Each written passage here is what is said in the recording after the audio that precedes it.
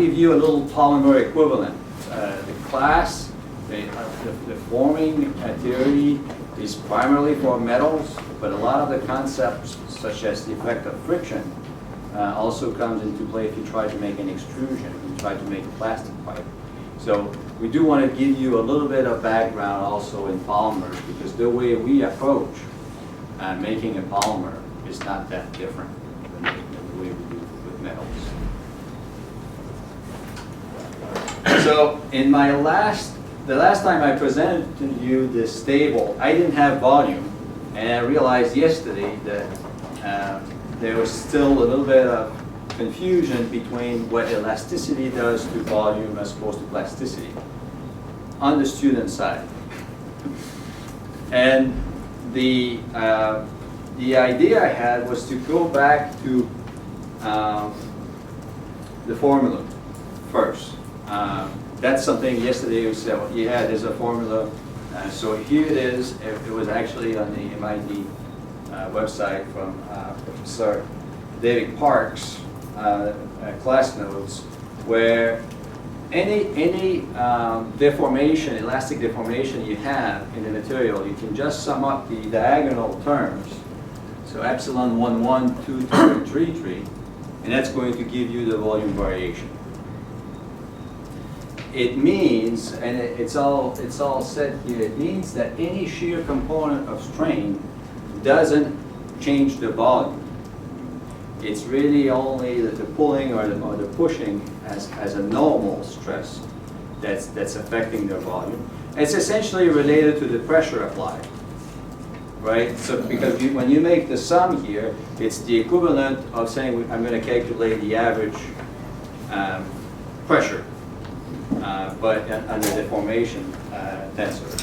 So it's really the proof, if you will, that you do have these volume variations. Now, why do we have volume variations? So I thought I'd bring this very simple string model, and we would be loading a system with springs like this in the vertical direction and in the horizontal direction. We'll pull it vertically, and when you think of it, there's no reason, so that will extend the vertical spring. There is no reason why the horizontal spring would do anything. It would normally stay the same length. If it's all like I drew it here, just with vertical springs, horizontal springs. Now, the reality is the material has bonds in multiple directions, and some of them are on a diagonal. The bonds are just defined by the distance. So if you have a diagonal member, maybe a little further, maybe closer, we don't know, but you will have springs at an angle, and those springs will get activated when you put in the vertical direction, and that's why we have that Poisson's effect. The Poisson's effect comes from stretching the vertical bond, but also stretching a form of angle bonds. And that's why you have a volume variation in elasticity. Now, just going back to that Poisson's ratio, the formula for it is very simple. You do a tensile test, and you can put extensometer to keep track of the variation in thickness of your sample, and measure the strain essentially in different directions. And you have a simple equation where you first measure your strain in the tension here, and you multiply it by that Poisson's ratio, which is the damping factor, if you will, and it gives you the strain, the contraction strain, in the transverse direction. And when I say contraction strain, I really mean it. So if it's plasticity, it means it will contract a lot, because there won't be any overall stretching of the bonds. So that's the maximum value of 0.5 that Professor Eager mentioned yesterday. And if it's elasticity, I had here for you a few values that vary from about 0.2 to 0.44. So it's some amount less. And again, that's because you don't have fully effective effort from the springs to contract in the transverse direction when you're really pulling in one direction. So it's a relatively simple definition. It will come in the class mostly at this point to say that in plasticity it's 0.5, which means that take it in the transverse, in the tension direction, it means that in the transverse direction it's half on one side and half on the other. So overall it's the same. So I'm pulling one in tension, so I'm growing by +1, reducing by -1/2, and reducing by -1/2, so it's 0 overall. Okay, and here there's an equation, just so you're aware, between the different elastic constant. It's not something we'll use a whole lot, but they're all related when you have isotropy. So you have the Young's modulus, you have the shear modulus that Professor Eager mentioned yesterday, and then you have the Poisson's ratio. They're all related because it's a set of springs. There's only one solution for equilibrium. Okay, the tensile test. So we talked about it different ways. We talked about it because everybody is aware, I think, in this class that that's how we get the yield strength of the material. So that's where you depart from the elastic behavior. You don't have a straight slope going up. It's starting to blunt. And we have a criteria of deformation at 0.02, so 0.2% offset. That's the dotted line here. And that's how we conventionally define the yield stress. Now, yield stress is important to us in forming and in service application. But we know in forming it will change over time because you're always going to be deforming the material. So if you take a sample after changing in thickness by half, it'll probably be stronger at that point. So you have a higher yield because of strain hardening. I mentioned that the second half of the curve, well, from the top here going down, that's where we have the formation of the neck and ultimately the fracture. Now, yesterday, Professor Eager said that this test was creating more deformation in the material than rolling.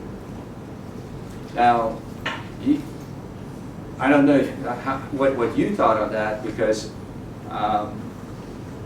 if I plot this with numbers, probably at E, it will say an engineering strain of about 30%. That's a typical value for breaking a metal in tension. And if I do a rolling operation, I may get a local strain of 50%. So it would be the opposite.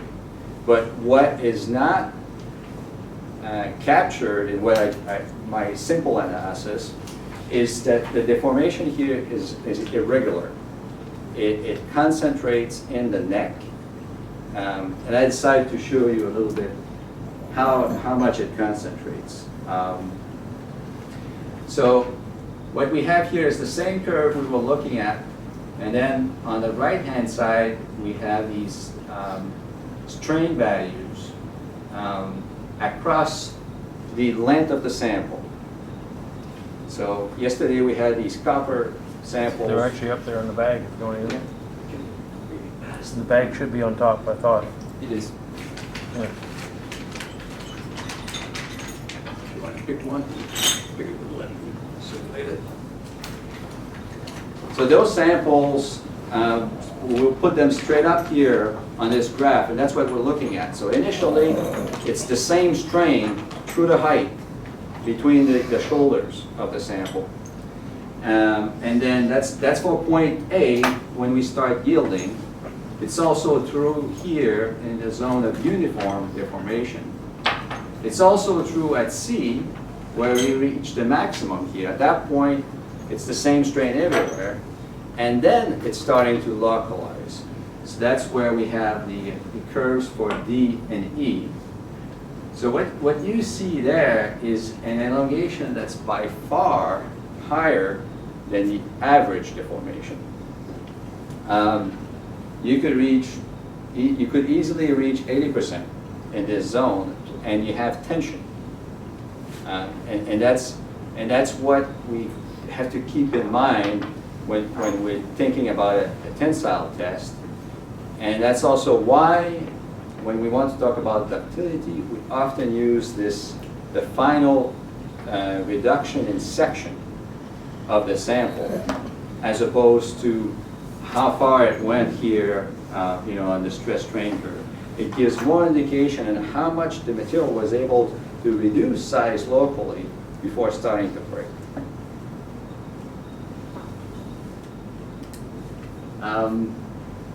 This is a side view, or a top view and a side view of the cup cone fracture.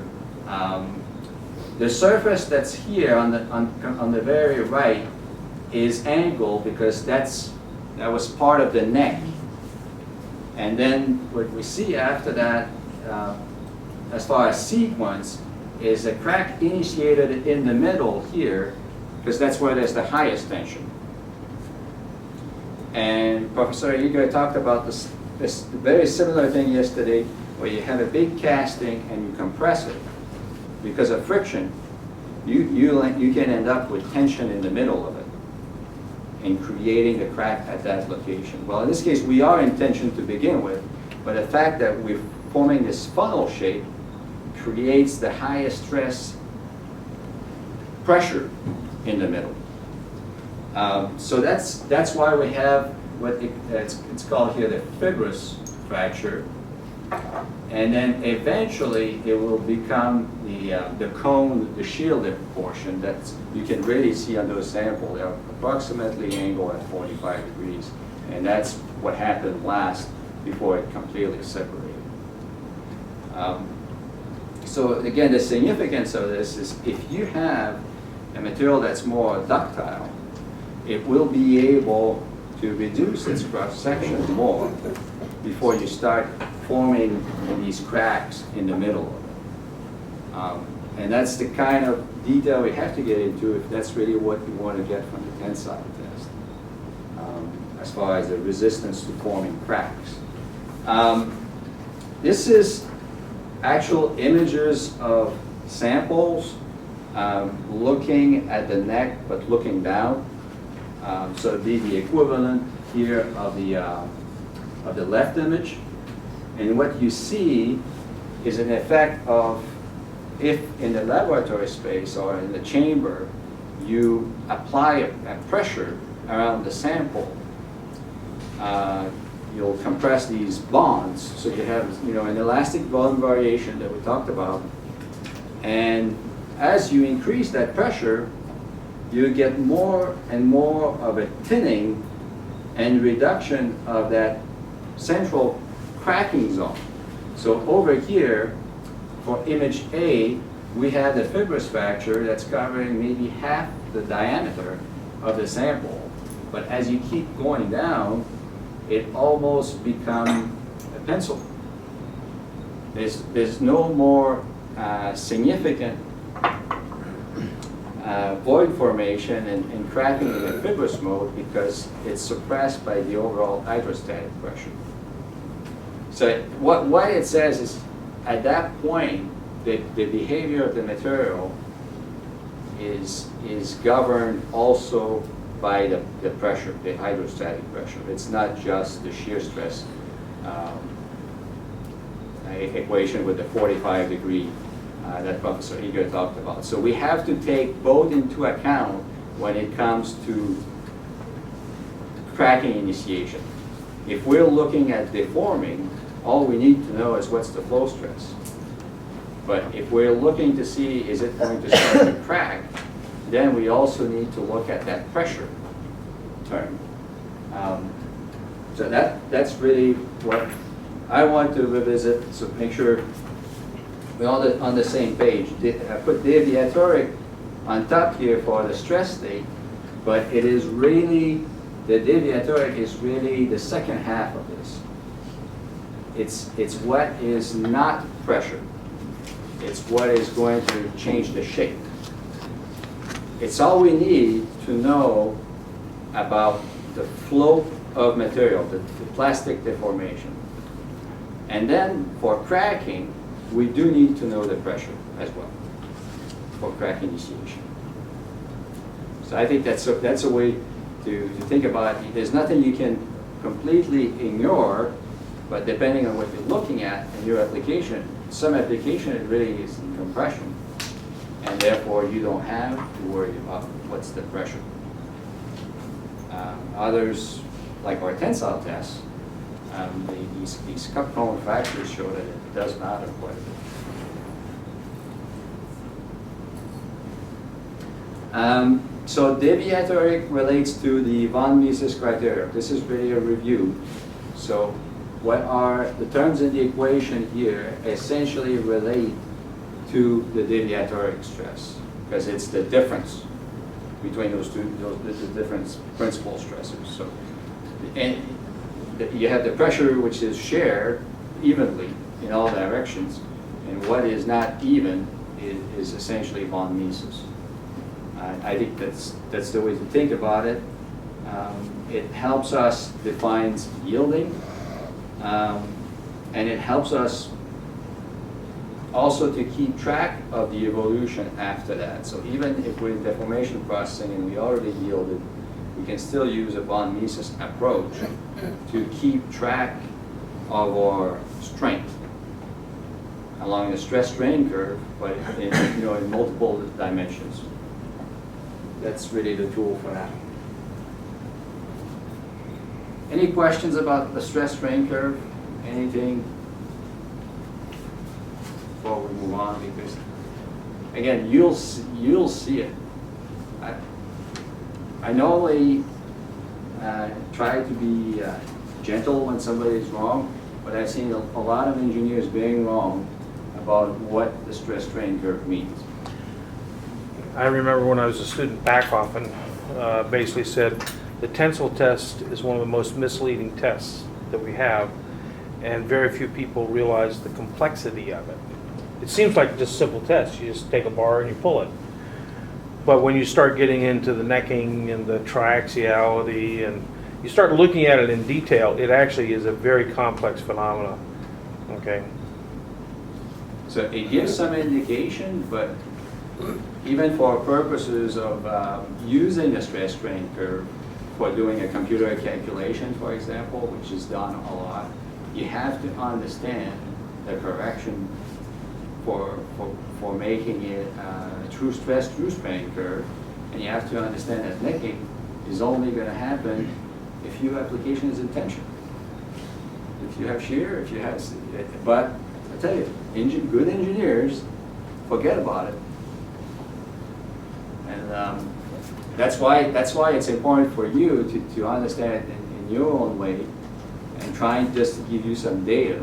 But that's, if you have questions, we can talk about it after the class. But this stress-strain curve, these topics in strength of material come back again and again, because it's a very complex test, but it's the easier to do as well. So we end up doing a lot of it. All right. Grains. So we're going to talk about grains first in metals.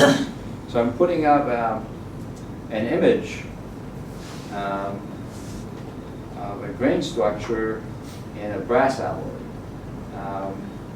You see parallel lines here, for example.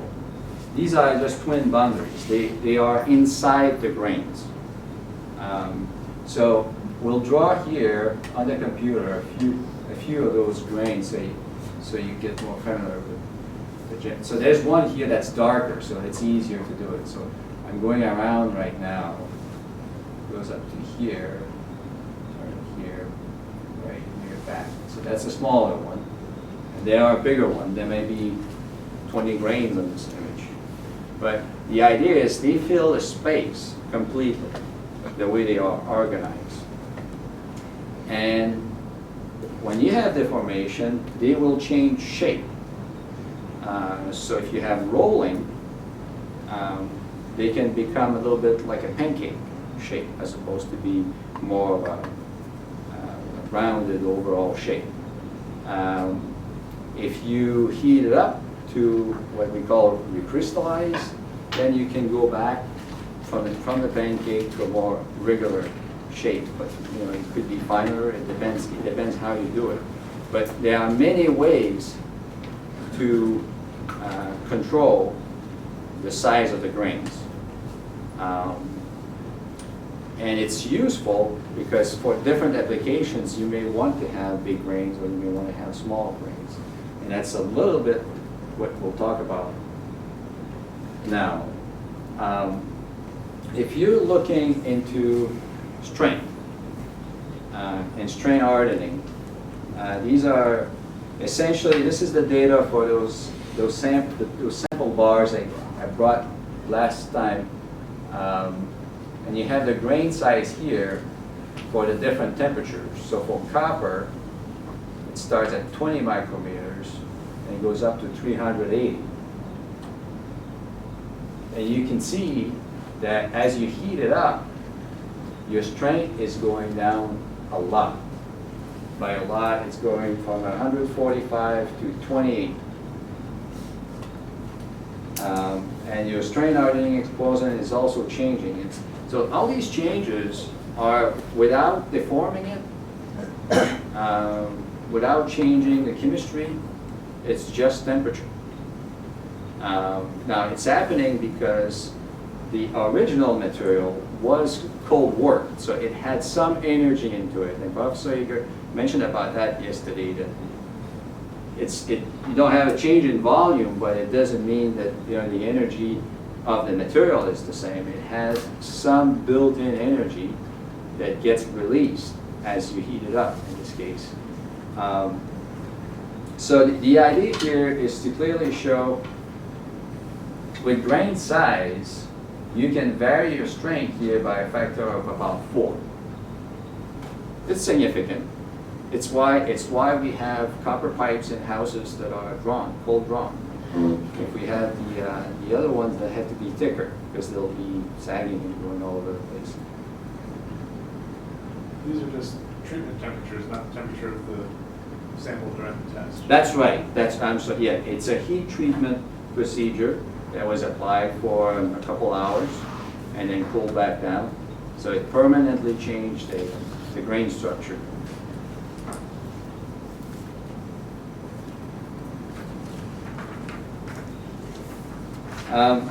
In a slightly more general sense here, this is a plot.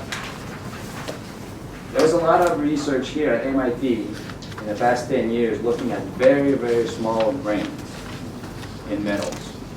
And that's a little bit of what is shown here on the left-hand side. If you can go to a nanocrystalline metal that will have a higher strength, for the same principle that we talked about with the heat treatment, is you have smaller grains. Smaller grains will increase your strength. Simple way to think of it is you have more barriers for deformation. It's harder to deform if you have all these grain boundaries everywhere. That's one way to see it. We're looking at a plot here that shows what's so-called the Hall-Petch relationship. It's a linear relationship, it's shown here, between the yield stress and 1 over the diameter, square root of diameter. So it'd be the flow stress is equal to some initial value, and then you have a constant that's over D here, which is the size of the grains. So that's why if you reduce the size of those grains, you increase this part of the equation, and you have a much higher yield strength. It's approximately linear with the data shown on the right-hand side. It's true in a lot of metals: copper, aluminum, steel. Obviously, there are other things that you can do to change the strength. So if there are other things than the grain size that are different between two alloys, then it may not fall into a straight line. That's a little bit what's happening here. If you look at the red curve, I know that these samples have more alloying in them, so it looks like that there's a slightly bigger slope for them. But you're looking here at the peak here, you're looking at only 10 nanometers of grain size. It's very small. It's hard to see those. You can't make a micrograph like I just did for the, showed you for the copper. Okay, so I think you have a little bit more now to understand what's behind here, the end value, right, for strain hardening. So you have strain hardening because you have grains, because you have alloys into your metal that will make it harder to deform as you start deforming. You can have precipitates. You can have multiple phases in the alloys. So you have a lot of ways to change this hardening behavior. And grain is clearly one of them. Now, so everything we said so far was we'd like to have small grains. So we raise our yield stress, and we also have a good strain hardening. Small grains have normally good strain hardening up to a limit. But I mentioned on the introduction for life assessment that the grains, small grains, could be less advantageous for fatigue. So I decided at this point to develop a little bit more on that, and showing you an example for an aluminum alloy. It says 74, 75, which tells you a little bit about the chemistry of this alloy. It's an aerospace grade alloy that's used quite a bit for aircraft fuselage. But it's relatively high strength, and then it has a heat treatment. That's the T7351. The 7 says that it's over age, which means they age it until they reach a maximum strength, and then a little bit beyond to make it more resistant to corrosion and other factors. And they also deform it after the fact. So there's a lot that goes into those nomenclatures, but the idea is it was testing done on a single alloy, and they varied the grain size, and they also did 2 heat treatments. They had one treatment where they went to the same strength. Let's see.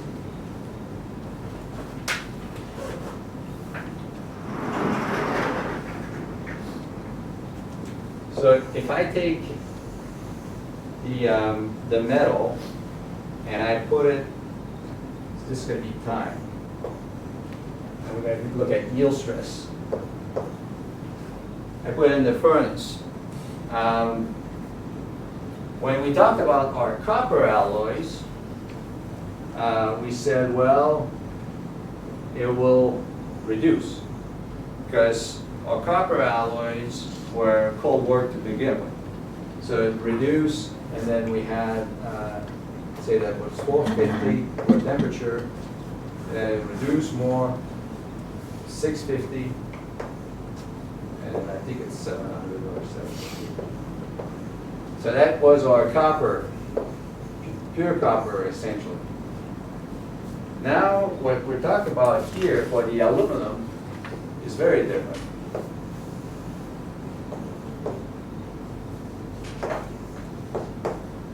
So it's 74, 75.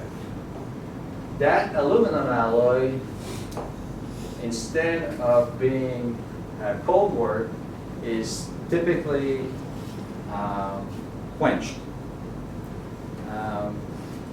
Quench means that you heat it up, so everything, all the little particles, all the little alloying just become dispersed, and they don't form any precipitates. It's all a nice matrix of material. And when you quench it, you keep it in that condition after cooling. And what we're doing now is heating it back up. And what happens is, first the strength's going to go up, and eventually it's going to go back down. So something like this. The reason is that you're forming very small precipitates for this type of alloy. It's a precipitation hardening type alloy. You'll form these precipitates and really increase the strength. So the test that we're looking at on the chart was done one case, they call it underage, and the other case called overage. So just means before reaching the peak or after reaching the peak of that yield stress over time.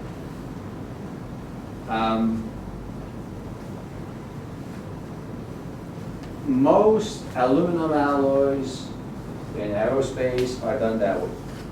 They're done by a form of precipitation treatment to increase the strength. And sometimes they're hardening behavior as well. But the key idea for us right now is to understand the difference between underage and overage. It just means that they stopped before reaching the peak on one case, and here they went beyond. For those interested, the peak here would be a T6 damper, and that would be a T7 type damper. And before you have different Ts.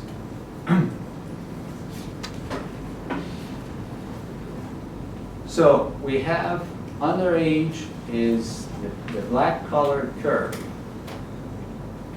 And in those cases, the big grains have the triangles.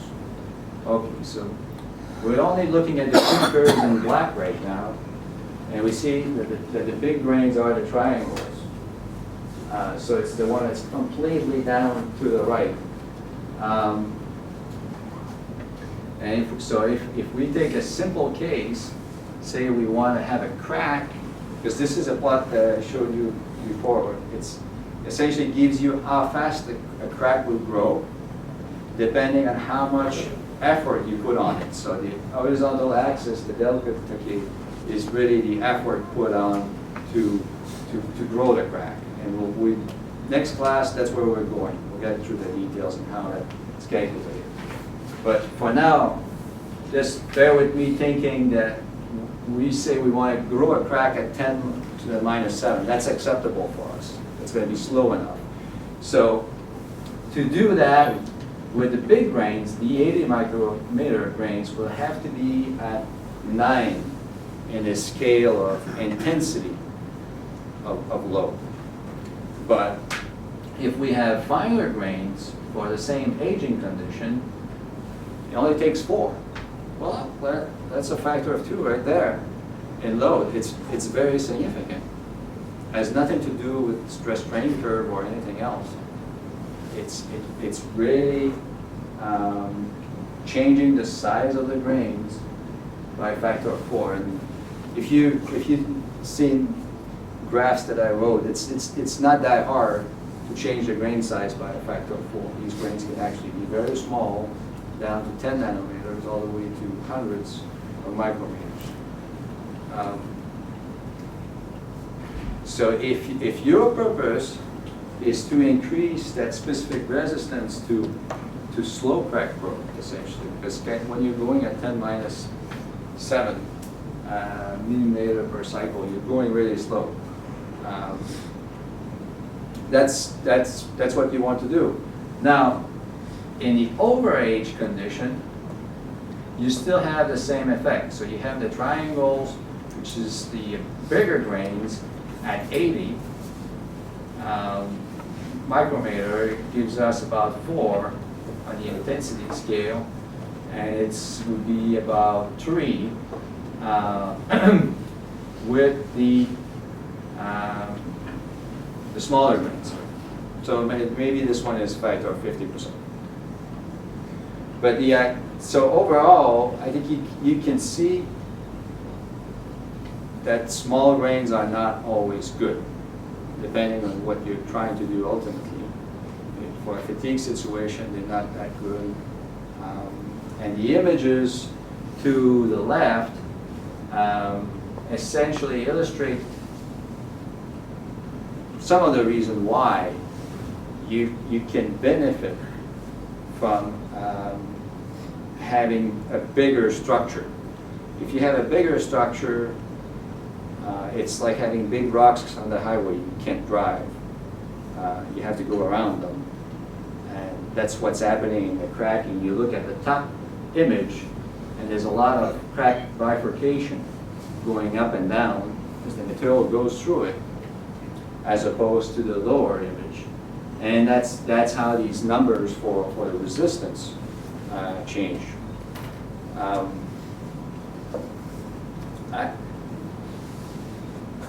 There are a number, it's not only the grains, so when we're talking about the underage and the overage here, this plot is obviously what you're growing here as an obstacle is going to keep growing when you reach this point. So it will give you the same strength, but it's not going to be the same obstacle. So that's why you have a difference between the empty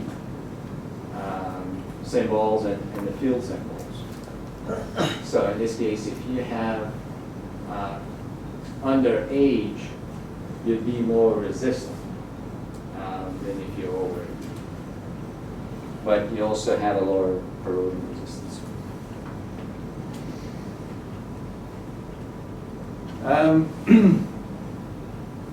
So that was, you asked me a question about grains. Does that help a little bit? Okay. Any general questions about grains? Okay. Plastics. So this means like we consider you experts now in metal deformation. So we just need to draw the analogy with the polymers. With the polymers, you also need to stretch them. And they have slightly more complex shape, but it shouldn't be intimidating at all. It's still essentially a string of chain segments. So you have the carbon to carbon to carbon, and then you have some side groups, and that's what is shown here by the black wavy line, this one here. And then this model just draws a tube around it to keep in mind that the spaghetti kind of has a general way where it's going overall. It's not exactly round. It does have a direction. And based on that, we looked at 3 different types of deformation of that polymer. The first one is really you just stretch the overall tube. That contains the molecules that are just tangled with each other as a segment like we showed. So that's elastic. If you release it, it's coming right back at you.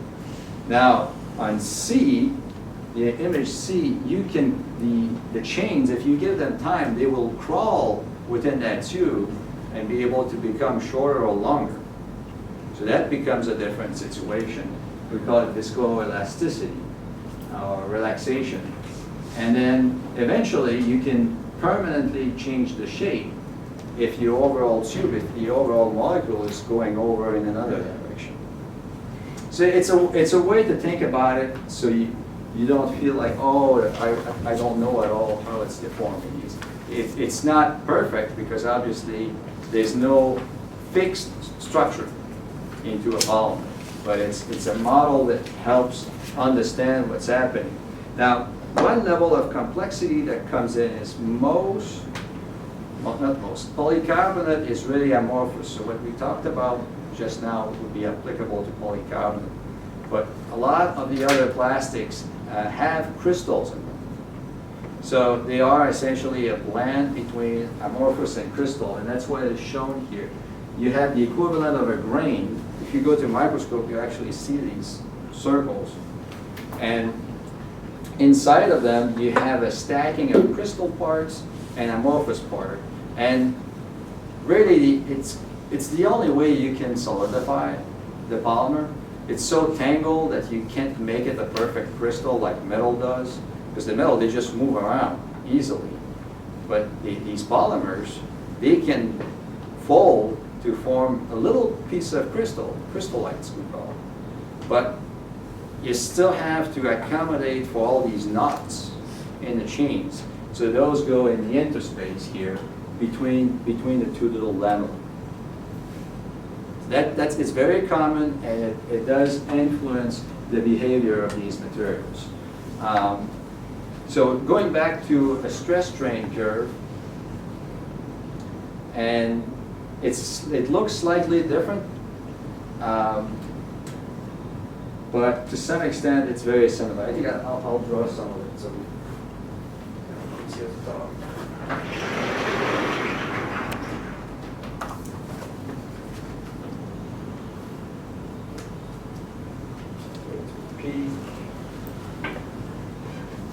Well, one difference you'll see is this one doesn't die, right? There's a second curve going up after the first one. Just keep going. So up to about here, we'll call it epsilon uniform. We're somewhat similar to the metals, where the whole sample is deforming. But when we reach this point and load starts to go up, I think from our first deformation class, I hope you remember, it means we have instability. It's not the material that's becoming softer or anything, it's just we're forming a neck. That's what's happening. Now, the main difference with the semi-crystalline polymer is your neck, so your deformation is going to go up, and your sample may start looking. So if it looked like this,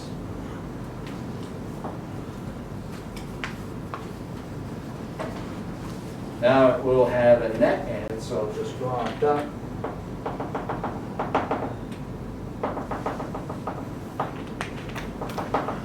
But the hardening associated with stretching the polymer is so high, because now you have the alignment in the chains.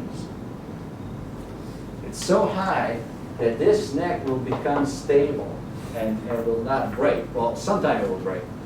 But if it's ductile enough, it will be able to sustain the load. And then what happens is it propagates up and down to cover the overall neck.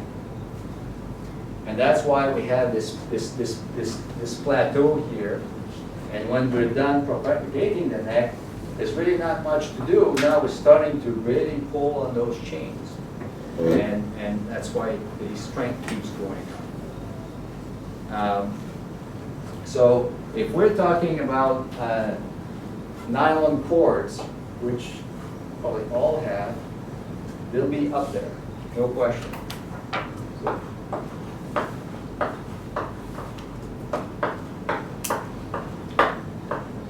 and plastic pipes, one of the reasons to extrude them is the same way, is to be able to pass through the sequence of breaking down those spheroids that we talked about and making a form of alignment that's stronger.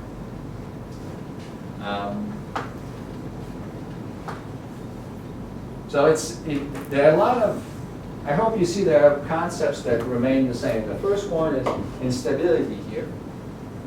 And then by having an understanding on how the material behaves, And those were the models I showed you about the chains being tangled, and you have to pull on them. We can see, and those ferrites that eventually you can break down and organize. That's where you see the different behavior of the polymer, where it's able to handle the necking better because it has more hardening.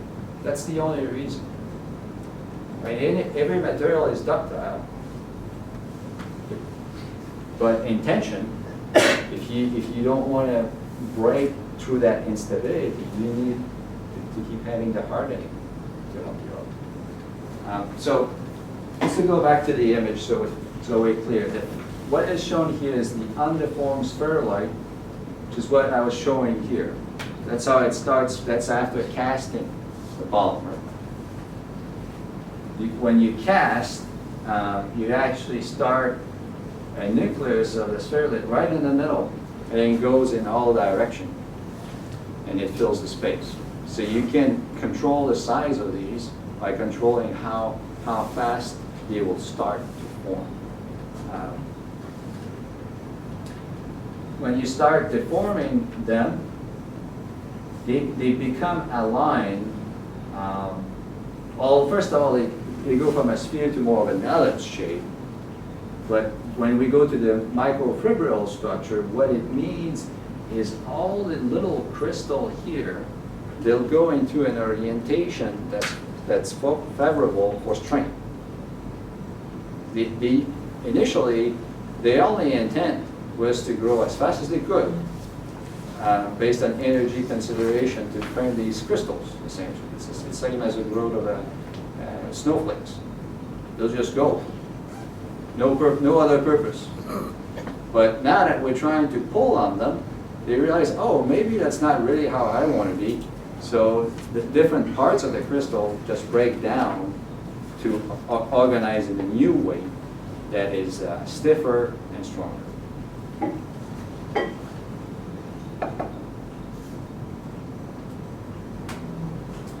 So the volume variation part was maybe the one that you already knew most of it. The Poisson's ratio, I hope you remember, it's coming from doing a tensile test, and you're just looking at the strain in one direction as opposed to the strain in the transverse direction. So you put a multiplier on the one in the vertical direction that gives you the transverse. If it's plastic, it's supposed to be half because you deform by one this way, half and half. The StressStrain curves, I think we covered it in depth. If you have questions about them, I'd be happy to hear them. The grains, I gave you an example of the Hall-Petch relationship. It shows finer grains would give you a higher strength. And then we went to a case of fatigue where it was really the opposite. And I should also say for creep, it would be the opposite. So deformation at high temperature, the small grains, they move around more easily, so they're not as good. You want normally big grains, but not single grains for engine parts, for example. The polymer structure and deformation was really give you an idea. Those that are interested, I can definitely talk to you about it and give you a thesis on that at some point. It's similar enough to me that I think you can relate to it and see that we're using the same approach. We're looking, what is it, how is it deforming, and then what can I do with it? Anything? All right. Okay, I will be here on both Wednesday